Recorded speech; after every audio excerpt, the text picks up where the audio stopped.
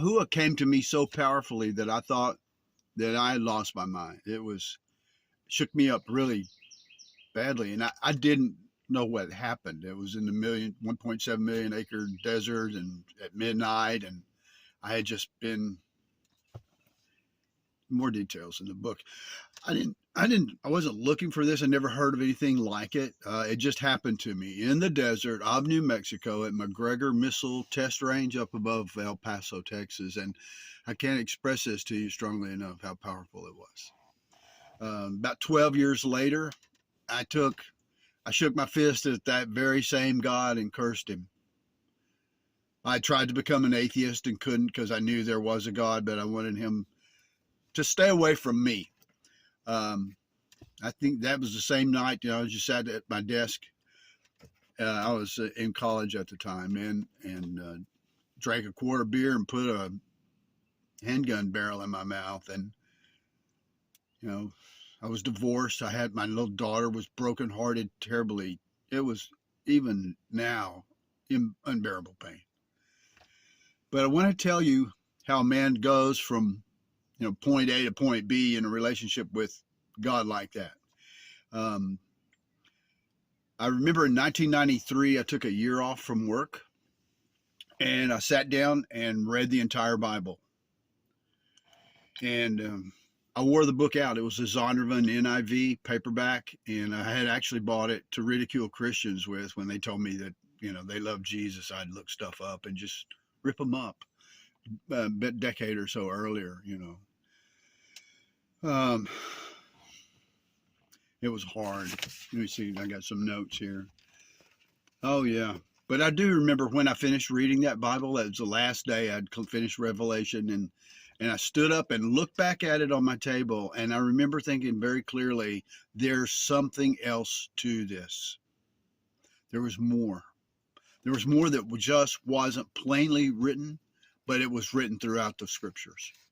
And I didn't know what that meant, and I wouldn't know for another 23 or 24 years. I wouldn't know.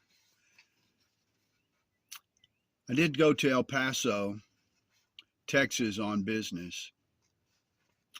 And I want to tell you about something that happened to me while I was there. I'd been there I was going to be there for about 6 weeks. I raised money for nonprofit organizations. And so this girl came in and applied for a job. She's beautiful. And right away, I hired her. She started the next day. And right away, she started inappropriate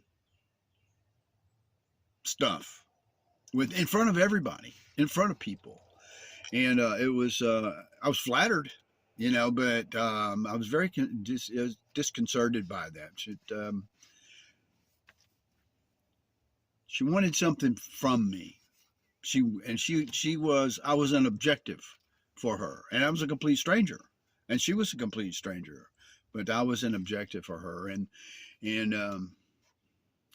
I've had a long time to think about this. It's like, I've had almost three decades. Oh, over 3 decades. And I can't,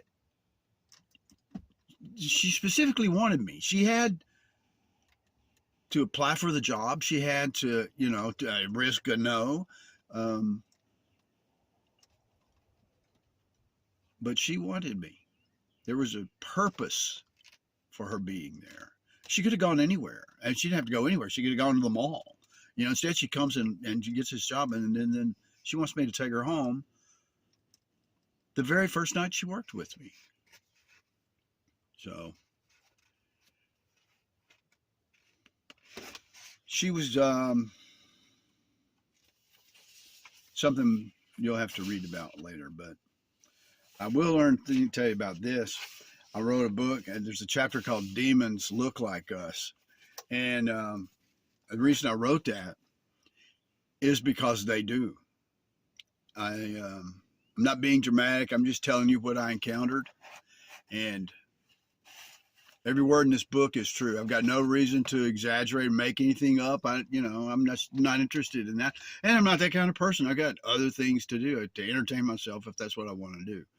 Um, Yahusha, who most people call Jesus, he did not give up on me after all the things I did, because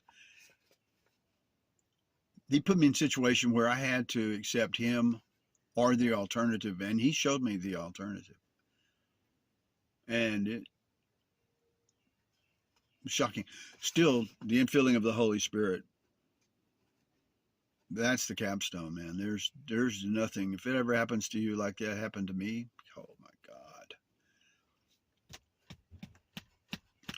But I did read the Bible. One night I was sitting at home smoking a cigar. This was years after I finished the reading the Bible. I mean, decades. And the word Torah just popped into my head. Torah, Torah, Torah, Torah, peck, peck, peck, peck, peck. And I didn't know what the Torah was. I thought it was like some kind of a Jewish book, and I ignored it for about three or 4 days. I just ignored it. And then one night I'm sitting there and said, okay, I'll look it up. And I looked it up and found out it was the first 5 books of the Bible.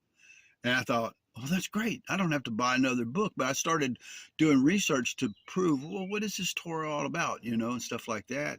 And by the time it took me about a week, I guess, 4 nights maybe. And I had all the proof that I needed, absolute, irrevocable proof, absolute, that Torah still is. It's still a reality, a spiritual reality for us in our relationship with Yahuah. It has to be. Now, there's some things we can't do. There are modifications because Yahushua was crucified on the cross. So, one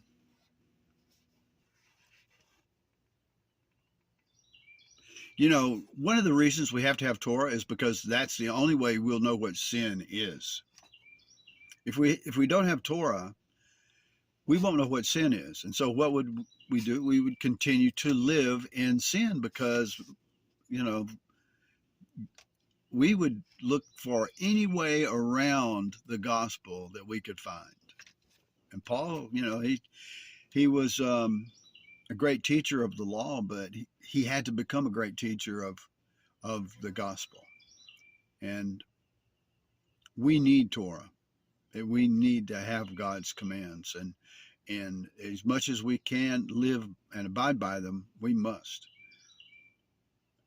This is the same God that put Torah into me, that put his Holy Spirit into me. And it was, if you read the book, it's going to knock you out of your chair. I mean, I don't have words for it. I don't have words for it. All I know is that I crossed a line and I became this passionate seeker of the truth. The truth is the only thing that matters. And it came from that moment in the desert. So I wrote a book about it. This is my story. I'm telling you just little pieces. There's a lot of detail here that's just unbelievable. And here I'm 69 years old, and so I've written my book about those experiences and throughout. And there were decades between events, and I sit here now in my truck, and I understand. I understand that this is the way God wanted it. I keep thinking that sometimes I'll tell him, he said, Lord, you say you're not slow as men count for slowness. And I said, but you drag your feet your time. Why are you telling me that? Why do you do these things? Why are you teaching me these things? Why? And this is why. And this is not even the end of the why, but this is maybe the beginning of the why. Because I put off writing this book for decades. It's humiliating. It is. But it's, sin. I was a sinner. I rejected God. I traveled. I made a lot of money, and I did pretty much what I wanted to do. A godless sinner would do. And I lived that way. And he showed me. He showed me. Well, I'm going to let you make a choice, Jerry Davis. I'm going to let you make a choice. Here's what's behind door number 2. And it's just the most fascinating life that you can't imagine what I've seen and done and heard. The visions. It's just, he's real. He's coming soon. There's not much delay. Not much delay. And so, and his Torah, thy Torah, O Lord, is truth. That's what David said. And I realized if David could be saved, anybody could be saved. If you've read his life, oh.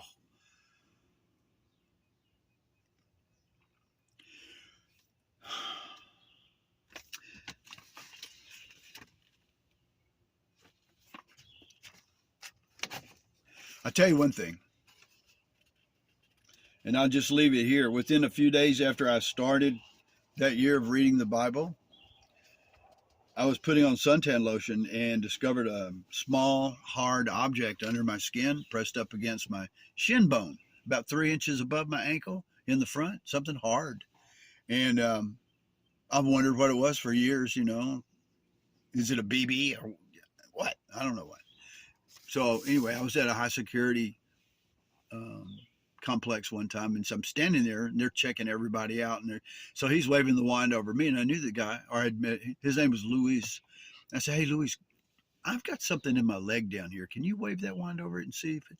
And so he waved his wand over it, and there's something there. I'll leave it at that.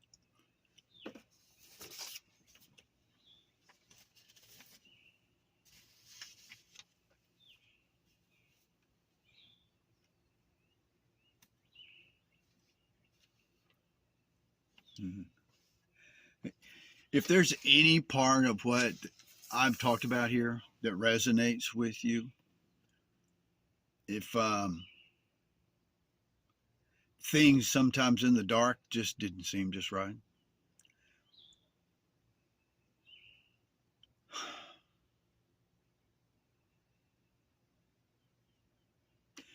yeah, look up my name. It's Jerry Davis, Jerry. And the title of the book is Beyond Mere Faith. BeyondMereFaith. Beyond Mere Faith. And you can just put that in your search bar, Jerry Davis, Beyond Mere Faith, and you'll get Amazon, Barnes and Noble, and other vendors that sell the book. And read it. I mean, I've been married 4 times. 4 times. And 3 of them rejected Christ. The Paul said, if it's better to marry than to burn. So I just kind of took that to heart and said, well, okay, then I'll get married, because I didn't want to, burn. And it doesn't mean if you don't get married, you're going to go to hell. It just means that, you're going to burn with lust, or you'll live in adultery and burn. I don't know. He was a little bit ambiguous on that. But it's better to marry than to burn. So I married 4 women that I liked a lot. 3 of them told me after we were married, and sometimes a few months after, sometimes years after. They had one said she was never, ever, ever going to go to church with me. Another one said, this was after prayer. I asked God about it one Sunday in church. And the next Saturday, which is 6 days, she said 3 things. So 6 and 3. She said 3 things. She said, Jerry, I never said I wanted a Christian marriage. I want you out of the house, and I want a divorce. So that's the second one. The third one left me 4 times over church stuff. She was Church of Christ. I mean, that's a, I'm not gonna say, it's in the book. You're not gonna believe it. You will believe it, and it's gonna make you take your breath. But yeah, she left me 3 times and attempted suicide, or 4 times and attempted suicide. I can't remember which. And then number 4, she was sleeping with a guy at work. So I was always faithful, and I thought they were awesome. They're just, but the Christian thing and the anti-Christian thing, that doesn't work. You're just disconnected at the most fundamental level, and that's why we're to be not yoked together with unrighteousness. And boy, that's for sure. Yeah, you don't want to do that. You can't make it right. You're never gonna, if you're saved and you love God and your partner doesn't love God, is not interested in God, you're gonna be so lonely. Don't do it. Ask God. He's got. If you're a woman looking for a husband, God has plenty of good candidates. And if you're a man looking, a saved person, man looking for a wife, God has plenty of women that are looking for righteous husbands too. They're around, I think. They should be, right? Yeah. Anyway, I'll stop. I'm Jerry Davis, and then the book is Beyond Mere Faith. And it's a cool book. I strongly, buy it and read it. And because it's all true. It's the truth. That's the shocking thing about it. You're going to read it and you go, nah, no, no way, not possible. It all happened just like I wrote it. And I hope, I would like for there not to be any more stuff, but I didn't cover everything.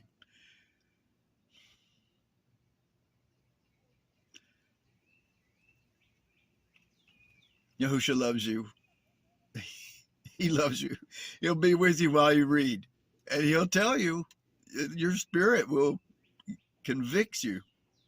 Yeah, and also have a website, jerrywdavis.com. Visit, subscribe, comment. Yahuwah HaMashiach.